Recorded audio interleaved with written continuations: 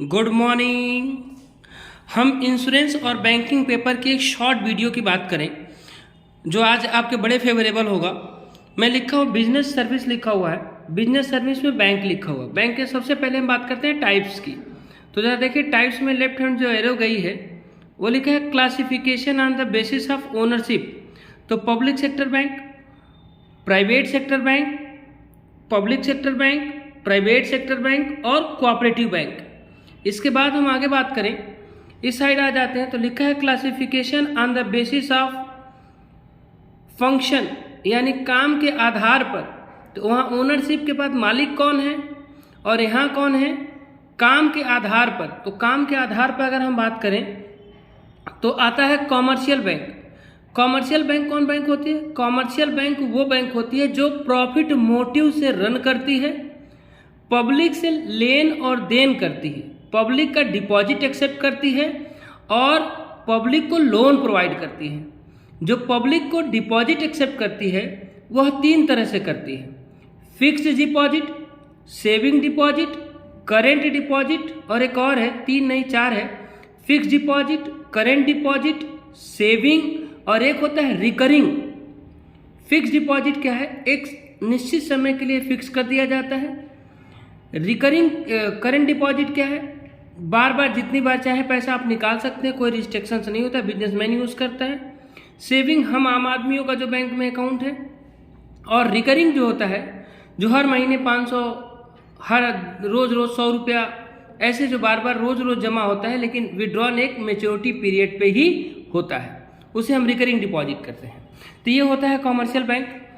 इसके बाद हम आ जाते हैं, लिखा है इंडस्ट्रियल डेवलपमेंट बैंक। तो इंडस्ट्रियल डेवलपमेंट बैंक की अगर बात करें तो तीन बैंक आती है, दो बैंक। कौन कौन सा है? एक नेशनल लेवल का और एक स्टेट लेवल का, यानी जो पूरे देश में रन हो और एक स्टेट के डेवलपमेंट के लिए काम करे। दूसरा है the agricultural bank. Agricultural bank में दो आते हैं, दो cooperative bank, the land development bank. उसके बाद है द रीजनल रूरल बैंक। फिर अदर एपेक्स बैंकिंग इंस्ट्रक्शन। तो अदर एपेक्स बैंकिंग इंस्टीट्यूशंस। तो अदर एपेक्स बैंकिंग इंस्टीट्यूशन का मतलब क्या है?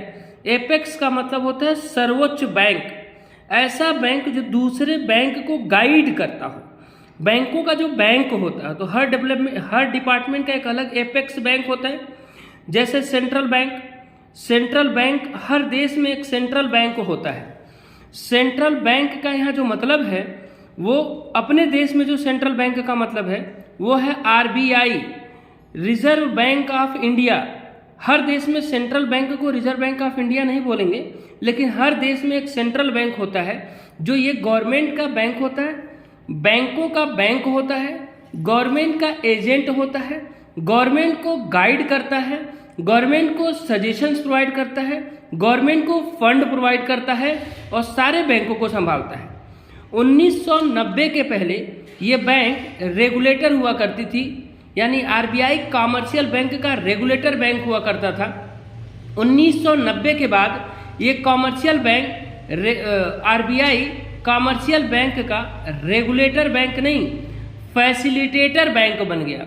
1990 के बाद आरबीआई बैंकों का कौन सा बैंक बन गया? फैसिलिटेटर बैंक बन गया। ठीक है, मैं थोड़ा शॉर्ट में हूँ इसलिए जल्दी जल्दी बोल रहा हूँ। आगे लिखा हुआ है central bank, the export import bank of India, EXIM bank इसको कहते हैं। The national housing bank, housing bank. तो नेशनल हाउसिंग बैंक में डिस्कस कर सकता हूँ लेकिन अभी बीच में ज़्यादा इसका टाइम वेस्ट हो जाएगा। The industrial reconstruction bank of India, the national bank for agriculture and rural development. NABARD का ये फुल फॉर्म है और नाबार्ड बहुत पूछा जाता है। ये सारे जो हैं बैंक अपने डिपार्टमेंट के एपेक्स बैंक हैं। एपेक्स बैंक का मतलब होता है सर्वोत्तम बैंक। क्लियर है? एपेक्स बैंक का मतलब होता है सर्वोत्तम बैंक। चलिए जी आते हैं इधर। अब हम बात करते हैं बैंक का। ए नंबर से इधर से स्टार्ट करिए। तो लिखा है बैंक का प्राइमरी फंक्शन। तो प्राइमरी फंक्शन में आ जाइए, इधर लिखा है एक्सेप्टिंग डिपॉजिट। ये डिपॉजिट एक्सेप्ट करते हैं। डिपॉजिट कैसे कैसे एक्सेप्ट करते हैं? फिक्स आर टर्म डिपॉजिट, 1 साल 2 साल 3 साल का लिए फिक्स कर दीजिए, उसके पहले आप पैसा विड्रॉल नहीं कर सकते हैं। फिर है करेंट अकाउंट, फिर है सेविंग डिपॉजिट अकाउंट, फिर है रिकरिंग डिपॉजिट अकाउंट और मल्टी ऑप्शन डिपॉजिट अकाउंट। तो करेंट अकाउंट जानते हैं, सेविंग अकाउंट जानते हैं, जो रिकरिंग डिपॉजिट है वो हर महीना 100 रुपये जमा करिए, रोज़ 100 रुपये जमा करिए, 500 रुपये हफ्ते में जमा करिए, जैसे जमा करिए। जमा आप बार बार करते हैं, रेगुलर एक अमाउंट फिक्स हो जाता है, वही अमाउंट बार बार जमा करते हैं, लेकिन मेच्योरिटी पीरियड पे ही विड्रॉल होता है। आगे आ जाइए, एडवांसिंग लोन, मतलब बैंक का जो 2 फंक्शन है वो क्या है प्राइमरी फंक्शन में, ये डिपॉजिट एक्सेप्ट करती हैं और लोन प्रोवाइड करती हैं। तो लोन कैसे कैसे प्रोवाइड करती हैं? Cash credit, overdraft. ओवरड्राफ्ट का मतलब है कि जो करंट अकाउंट होल्डर होता है, बैंक में अगर 10,000 रुपये जमा है तो 12,000 रुपये निकाल लेता है, जितना जमा है उससे अधिक पैसा निकाल लेने के बाद ओवरड्राफ्ट कहते हैं। ओवरड्राफ्ट करंट लाइबिलिटीज हो जाता है।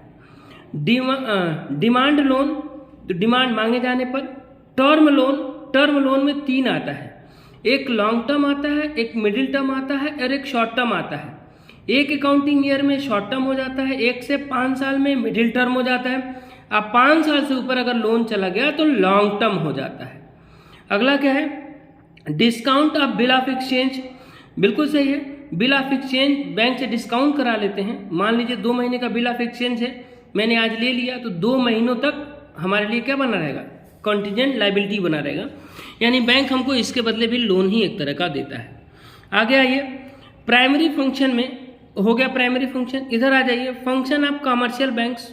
इधर देखिएगा लिखा है इलेक्ट्रॉनिक बैंक सर्विस और ई बैंकिंग। तो और क्या देता है ये? तो सेकेंडरी में हम आ जाते हैं ना, कौन सा ये? सेकेंडरी में आ जाते हैं, ठीक है, सेकेंडरी में, प्राइमरी के बाद सेकेंडरी में आ जाते हैं। सेकेंडरी को जरा देखें, गौर से सुने, देखें सेकेंडरी में क्या क्या करता है ये।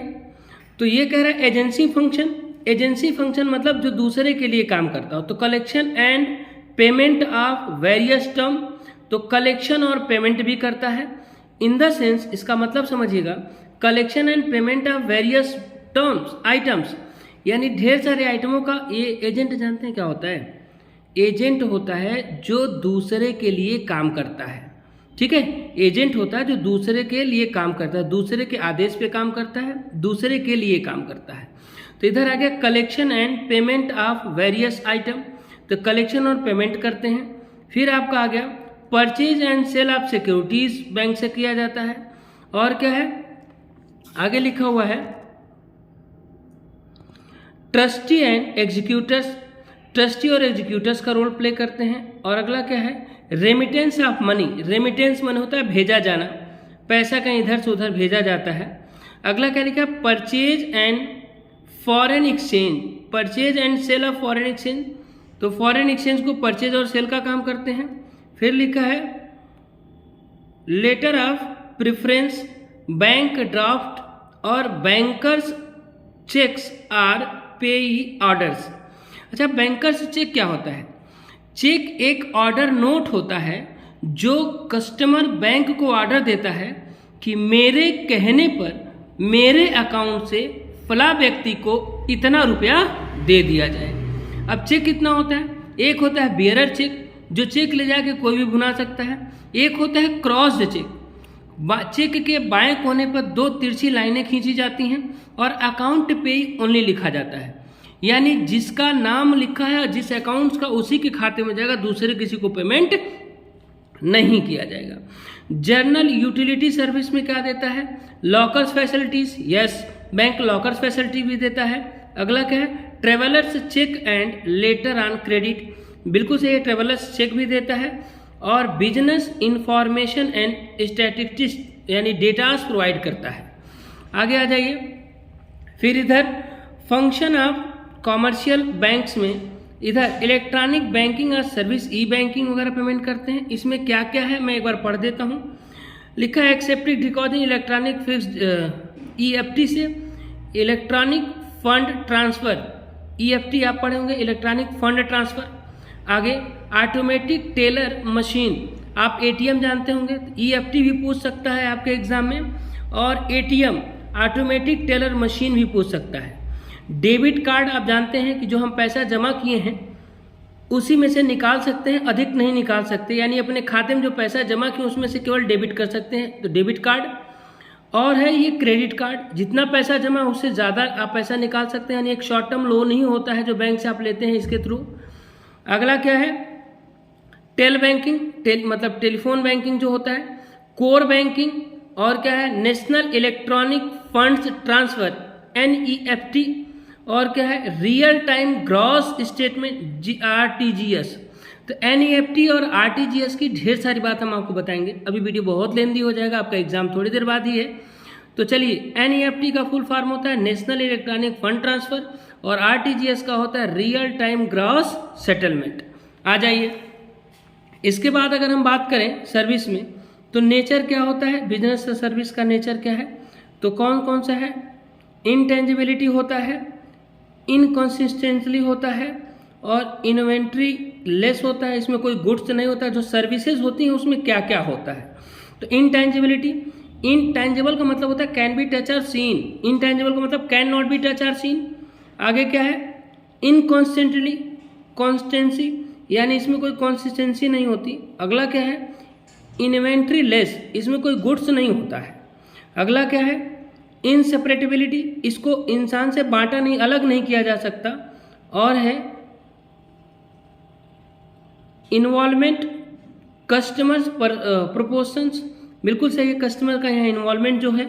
सर्विस की बात करें ना, तो मतलब जिसको टच नहीं कर सकते, छू नहीं सकते, देख नहीं सकते, इंसान से अलग नहीं किया जा सकता, इस तरह का। टाइप्स है, तो बैंकिंग सर्विस है, इंश्योरेंस सर्विस है, ट्रांसपोर्ट सर्विस है, वेयर हाउसिंग सर्विस है, और कंजम्पशन कम्युनिकेशन सर्विस है। तो बैंकिंग सर्विस है, ये बिजनेस सर्विस की बात है, बैंकिंग सर्विस है, इंश्योरेंस सर्विस है, ट्रांसपोर्ट सर्विस है, वेयर हाउसिंग है, और कम्युनिकेशंस है। आ जाइए जी, अब हम इसकी बात खत्म करें, इसके बाद हम एक चार्ट और आपको दिखाते हैं टाइप्स ऑफ डिजिटल पेमेंट का। टाइप्स ऑफ डिजिटल पेमेंट की बात करें, तो टाइप्स ऑफ डिजिटल पेमेंट की बात, ई वैलेट की बात करें, ठीक है। एक काम करते हैं, इसके लिए एक और वीडियोस आपको दे देते हैं, पहले इतना हम यहाँ ख़त्म करें, इतना आप स्टडी करें, एक वीडियोस और हम आपको प्रोवाइड करते हैं, ठीक है। ढेर सारा थैंक यू।